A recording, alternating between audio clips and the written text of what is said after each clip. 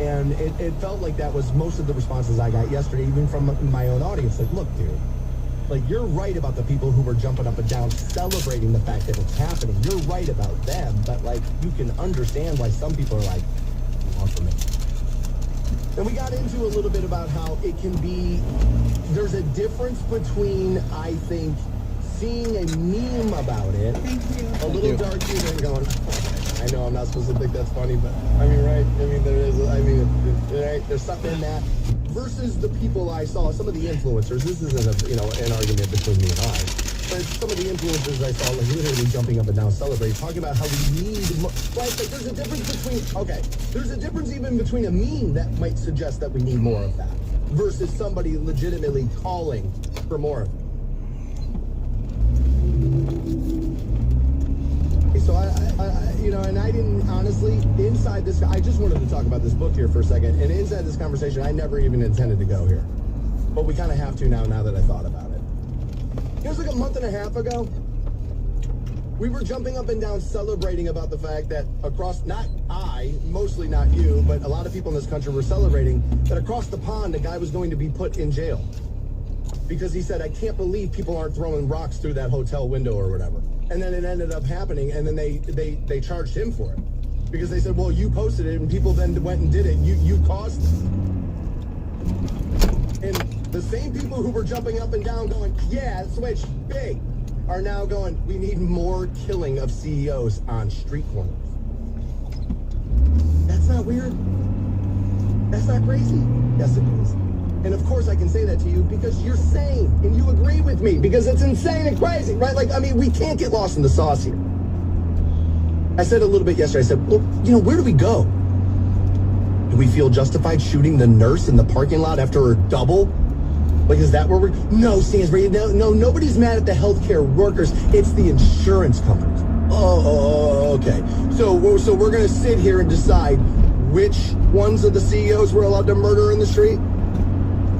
You realize if that's what we do, well, I mean, really, I mean, technically, we should probably get the CEOs of these media companies. I mean, right? I mean, that's just been, shoving this narrative down. I mean, in a long enough timeline, we're allowed to execute everything.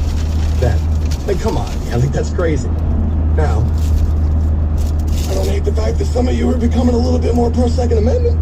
Like, that part's kind of fun to watch that little transition happen. That part's kind of fun. But I mean, come on, we can't literally be going, let's gun down executives in the street. I saw this yesterday. Oh, come on, man, this is being related to, I mean, like, that's the argument here. Not by you.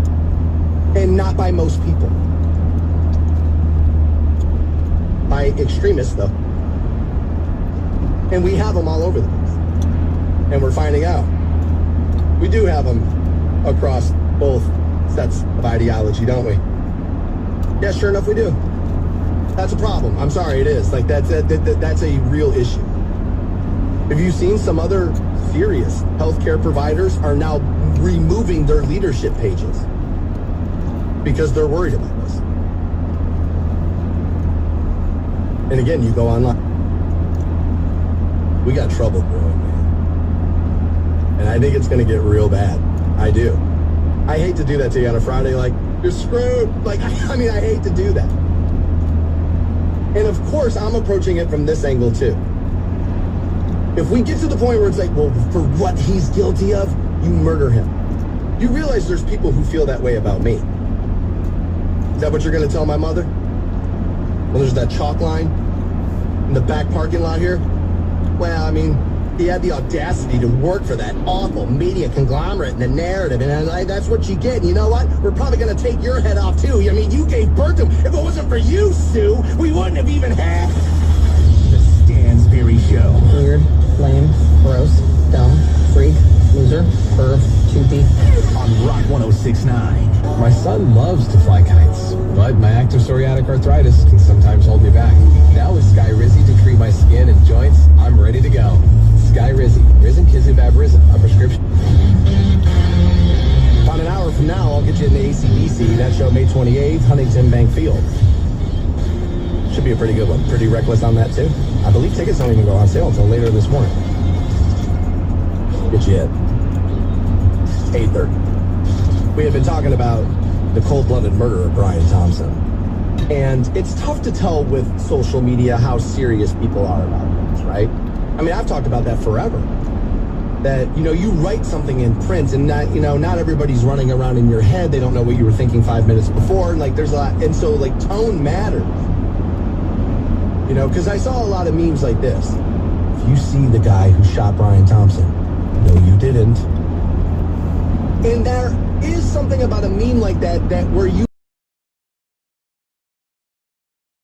of saying people hate insurance and executives, which there are professions that are just hated because of what they are. Lawyers, right? I remember that joke when I was a kid. What do you call every lawyer in the country at the bottom of the ocean? Good start, right? For a while, there's all right, elephant in the room time here a little bit. There was, for a long time, car dealers kind of had that stink on it, right? It kind of did. There's a little bit of a stereotype. I've worked with a lot of them over the years. Most of them have not been anywhere near what that stereotype is. Maybe I got lucky there. But that's just one of those jobs that can kind of have, occasionally for some people, might have a little bit of a stink on it. CEOs of any kind of feel like it's that ain't popular right now. Vance listening, as this has been going on for a couple of days, and he's worried about it a little bit. He's like, man, let me tell you, I'm literally in school for healthcare administration right now. And I've known plenty of people who have decided to, try to go and make that their career. Some of them have, and they're like, I think once upon a time, I don't know about the career field now. I don't know what the metrics would be, but once upon a time, I think it was one of those jobs that was yeah, you should run towards that because of how many people were needed and the like. And that's kind of another one of my points. It's man, you understand that these jobs have to be filled, right? These are necessary evils, at least for the systems we currently have. Somebody has to run them. You think no CEOs at the insurance companies is going to be better? I mean, with a replacement system, maybe it's better. I don't think, hey, we just murdered them all yesterday. Good luck today trying to get grandma's, thing done. It's what do we do? That can't, that wouldn't be right. Most people know that. And it can be a little tough with the social media. Right? Because I think there is a difference between just kind of posting, if you see that kid, no, you didn't. And it's yeah, you could argue it's in bad taste. All right, fair enough. I say plenty of things that are in bad taste. I do still think there's a difference between that and putting together a TikTok video with your huge platform and legitimately making arguments on why this is okay and why we should expect more of it. We saw people posting the other healthcare providers and insurance companies' CEOs' photos yesterday. Now, yes, they're public information. You can get them on companies' websites and all this stuff, right? Which I'm going to say, you were able to get all of those posts that Libs of TikTok found on the internet and put them out. You were able to find those. For some reason, when she started reposting them, it was a little bit of a problem. Because what? What was the argument? She's making people targets, right? That was the argument. I don't know if in the wake of a murder of a CEO on a street corner, if you get to go, hey, here's the rest of these dopes, if you get to be hey, this isn't what we're trying to do here.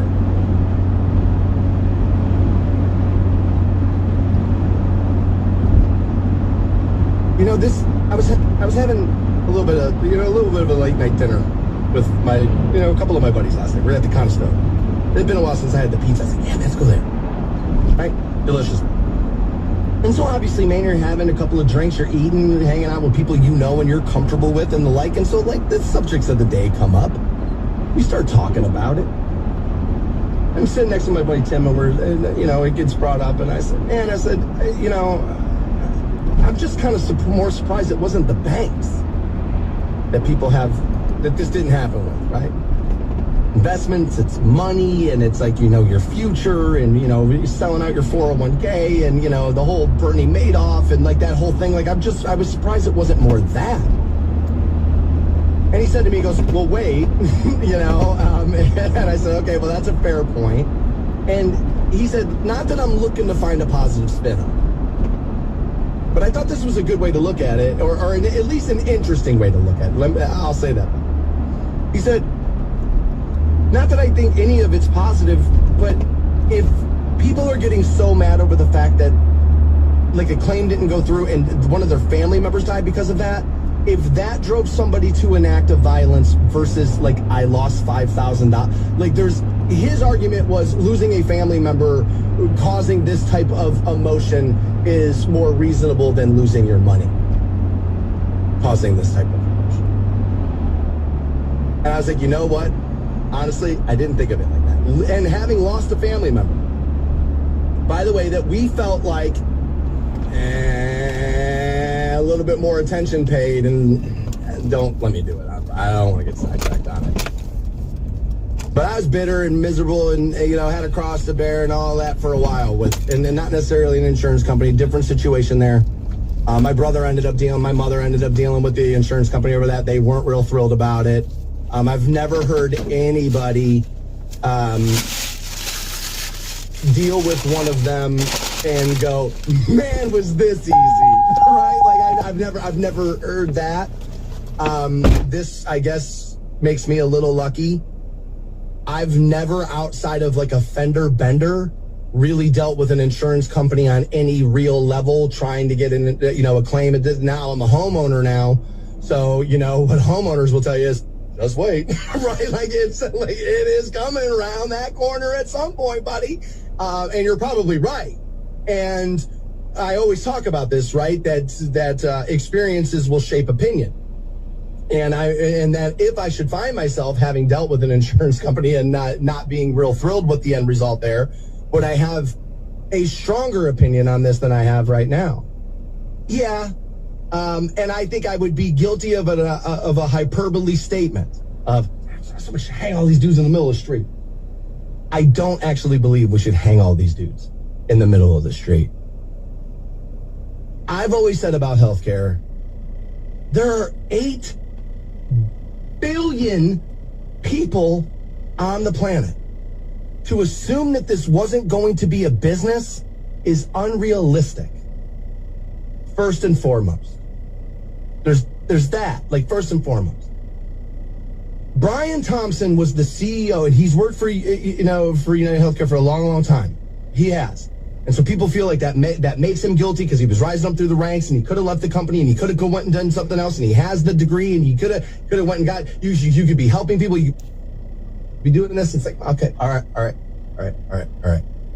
But this system we have needing CEOs of these insurance companies was well established before Brian Thompson was born. And so was needing money to stay alive. All he did was grow up in a country that told him, work hard, go to school, put your money away, invest, save for your kids' college, work hard, climb the corporate ladder, and he did it. The system was well established before him. What I'm saying is he's just a cog in the machine, which is why you don't get to murder him on the street corner. The Stansberry Show. I wasn't sure how you take your coffee, so now for it in a minute. On Rock 106.9. We've been talking about this murder of Brian Thompson, the CEO of United Healthcare. And, we were talking about the difference between, like, laughing at some dark humor like a meme, making some jokes amongst your friends, and, like, legitimately going online with a huge platform and calling for more of this because you do feel like this is the way to get change.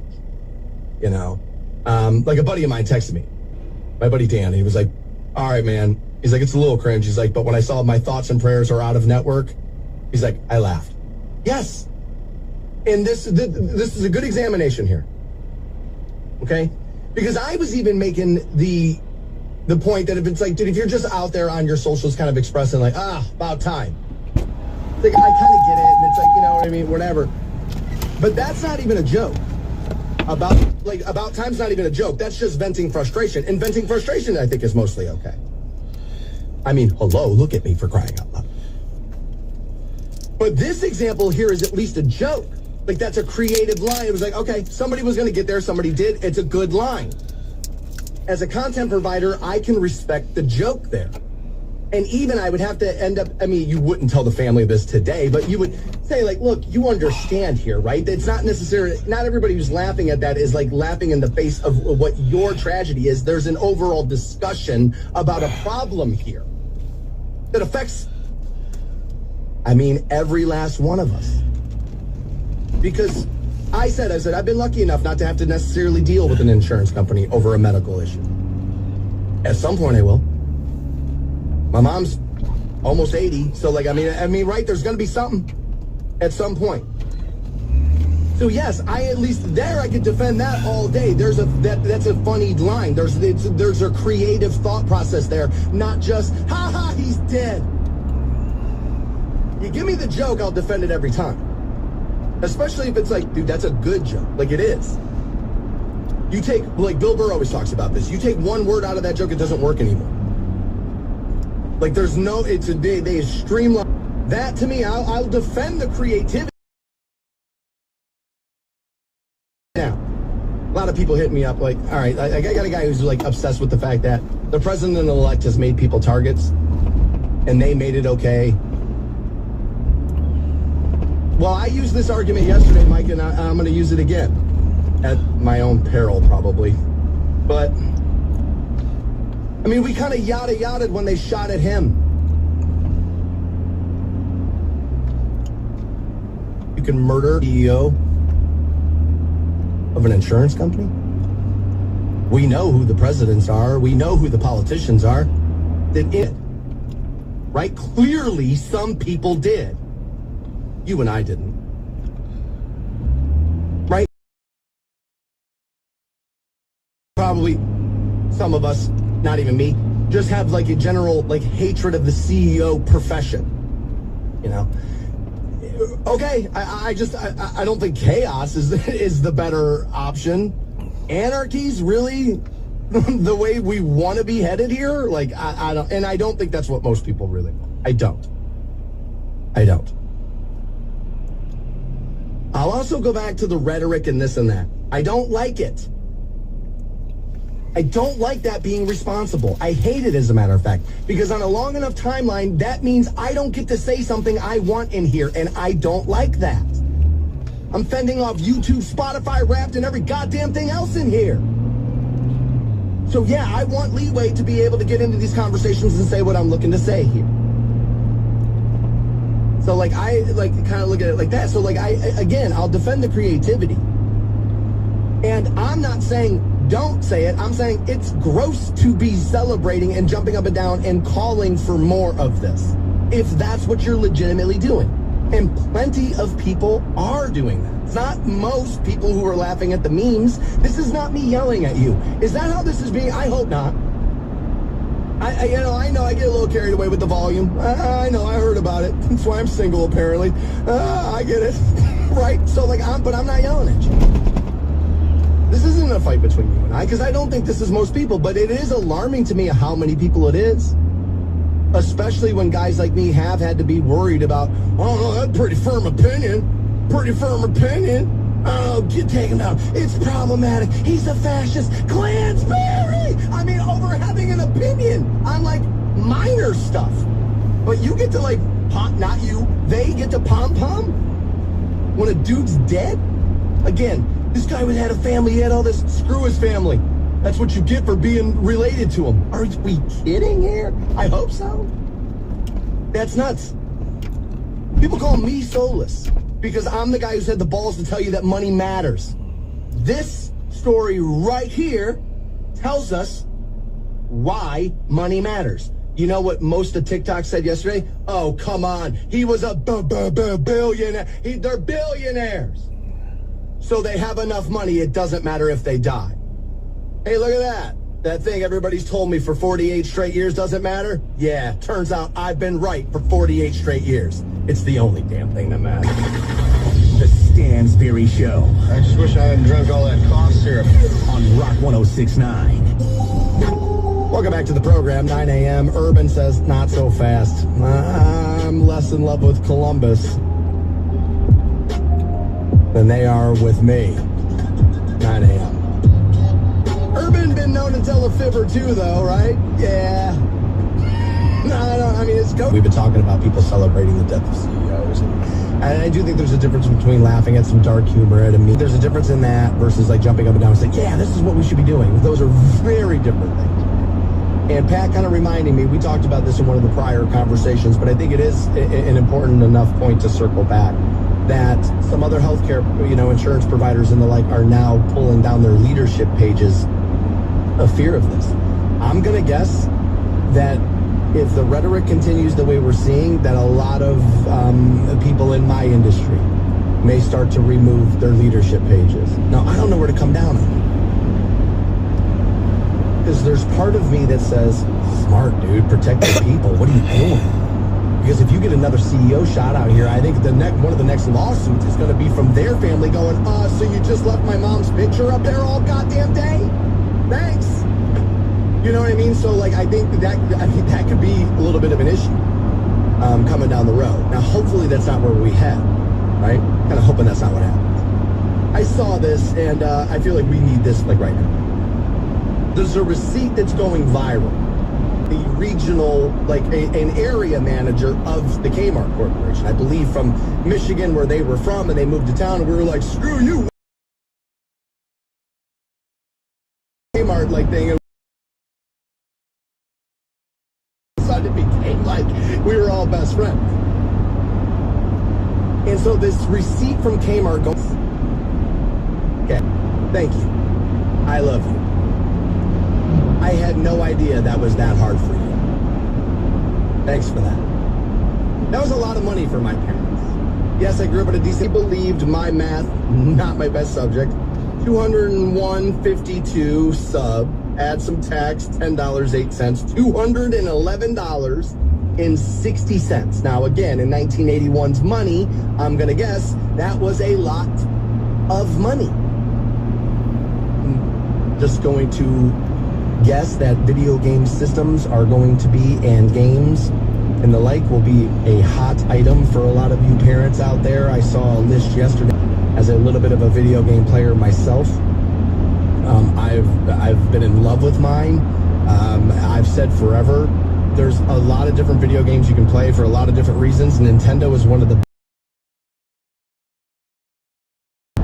too many video games now have become about grind the camos, man. Grind the camo. Gotta get diamond for, my sniper. Gotta grind the camo. And it's like, dude, this is a job now, you dicks. What did we do to this?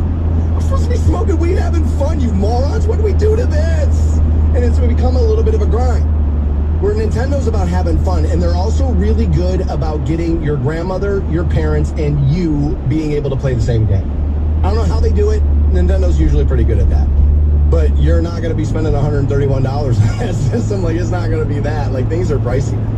However, video games, I've defended this over the years, right? When I was a kid, I remember, Super Nintendo cartridges were, around $50. And for years, I kept saying, they're, only $70 now. What's everybody crying about? That doesn't feel like that bad. Oh, they're not $70. They're $100 now. You got to buy this and the extra package and the download this and that. And now what's happened to gaming, and I think this is harder for parents and grandparents now. Mostly you're not even buying a physical copy anymore. If you have Xbox, they have a service, it's called Game Pass, and you mostly get the titles now. You have to download them, they sit on your machine and that, but you can get, there's a brand new game that came out, I think today. As a matter of fact, it's downloading on my Xbox in my office at my home right now. It's a new Indiana Jones title. You can purchase it. It's $100, but if you have a Game Pass membership, I do. All you gotta do is download and play it. And I'm I love this. And yet, when they did that to my Kiss records, I was what are you idiots doing to me? You'll own nothing and like it. You know what I mean? And I'm no, give me my Kiss records back, you dicks. I don't need Spotify. I want to hold stuff. Leave me alone, right? And I get real territorial over that. And yet the game thing, I'm you know what I mean? There's a little bit, and I shouldn't though. And I don't like where this is headed for a lot of us. I don't know if this really affects everybody, but probably some of your kids, maybe a boyfriend or two or whatever. But collectors, that's what we're in. It's there are people who collect things, and then there are completionists, right? Some people will collect vinyl. There are Kiss records I hate. Cannot stand, do not want. But I've got sealed, special edition, Germany versions of, because they have 25 copies of Hotter Than Hell on vinyl. That's just in the state of Ohio. There's more in Vegas. Well, the reprint and the black and white cover, and I kind of need that. And remember when they misprinted the second run of Terre Haute and Ace's makeup is wrong, and this and like, but I gotta have it, right? And like that's kind of going away for a lot of things, and I think it's shopping's becoming so much harder. And yes, you can get your kid, the card for Game Pass. Right, fair enough. Get him a gift card. But that's just it. Does anybody get excited to run down the steps to rip off the wrapper of the, here's your barcode? You know what I mean? When my brother ripped the cover off of the Atari, I was still so young I didn't even know what it was. Got the baseball card when it was the thing. Like, think about that for a kid on Christmas morning with a video game now. I told you that new Indiana Jones game is downloading on in my before I went to bed. So like Christmas morning, it's like, okay, get ready, here you go. Now plug in the Xbox and wait another 10 hours before you're allowed to play this. The Stansberry Show. On Rock 106.9. We were talking about, this had gone viral online a little bit. There was a receipt from like Kmart. It was like $211 total from 1981.